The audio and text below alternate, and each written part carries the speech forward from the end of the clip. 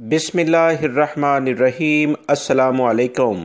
سعودی عرب میں وبائی مرض کرونا نے جہاں پر بہت سارے مسئلے مسائل پیدا کیے تھے، مگر الحمدللہ وبائی مرض کرونا کے خاتمے کے ساتھ ساتھ یعنی کمی میں جس طرح سے سعودی عرب میں اضافہ ہوتا جا رہا ہے، غیر ملکی افراد کے لیے خوشخبریاں بھی آتی جا رہی ہیں۔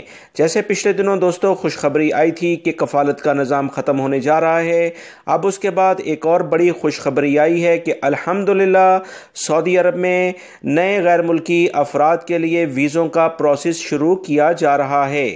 کافی زیادہ ڈیمانڈ ایشیائی ممالک جس میں پاکستان، انڈیا، بنگلہ دیش، سری لنکا، نیپال اور قریبی وہ ممالک جہاں پر اردو ہندی لوگ افراد آسانی سے سمجھتے ہیں، ان کے لیے یہاں پر آنے کے کافی مواقع پیدا ہو رہے ہیں۔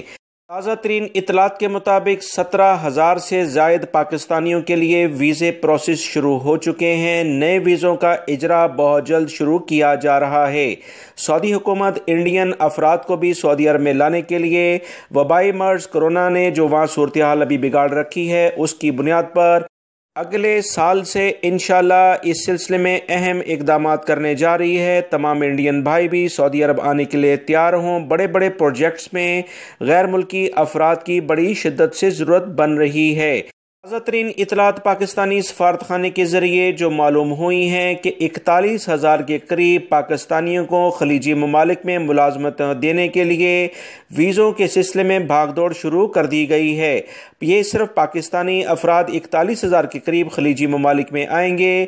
انڈیا، بنگلہ دیش سے آنے والوں کی تعداد اس سے بھی کہیں زیادہ ہوگی کیونکہ یہ دونوں بڑے آبادی والے ممالک ہیں۔ مزید جو اطلاعات آ رہی ہیں کہ وہ تمام غیر ملکی افراد جو سعودی عرب میں اب آئیں گے اہم اپنے کام میں مہارت رکھنے والے ہوں گے۔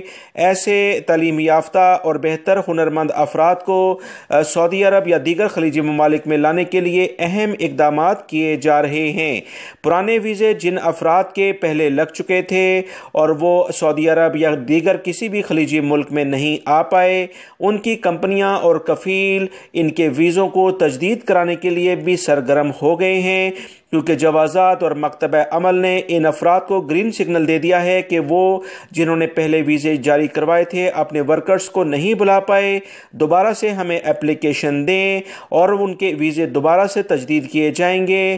ورکرز کا جو بھی کوئی نیا میڈیکل ہے اسے آن لائن اپڈیٹ کریں کمپنی اور کفیل، اس کے بعد کاغذات مکمل ہونے کے بعد پرانا ویزا آٹومیٹک منسوخ ہو جائے گا یعنی کینسل ہو جائے گا اور نیا ورک ویزا لگا کر دے دیا جائے گا۔ یہ تازہ ترین خبر آئی تھی دوستو جو تمام بھائیوں سے فوراً شیئر کی گئی ہے۔ ویڈیو لائک کر کے شیئر آگے لازمی کر دیا کریں۔ السلام علیکم۔